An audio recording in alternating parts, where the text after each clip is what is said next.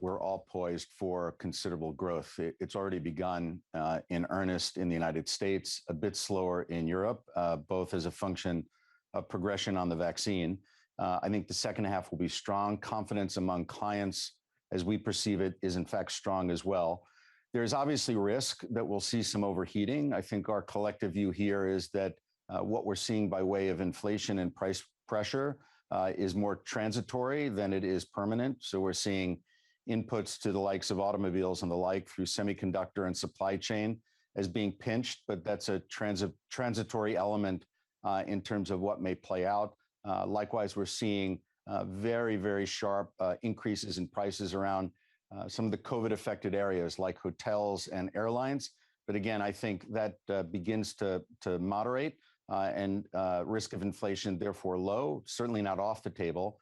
And I think a risk that the central banks, including the Fed, are in a position to handle.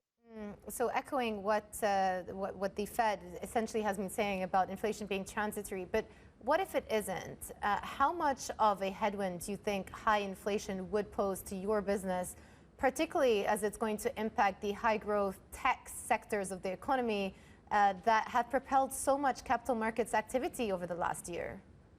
Sure. Well, there's no question that our business is a function of where the broader economy sits. And if in fact inflation was to take lift, I think what central banks would do to address it would have negative consequence for equity markets more broadly.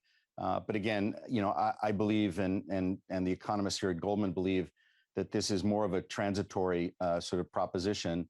And we still see circumstances in the market now, including low interest rates, including elevated equity prices, as giving rise to considerable activity in the moment around the merger business and equally around capital market businesses, both in equities and in credit. But again, if circumstances were such that inflation did in fact take hold and central banks needed to take action, that would, no question have a negative consequence for the broader markets and would impact a number of different businesses, the least of which would be ours.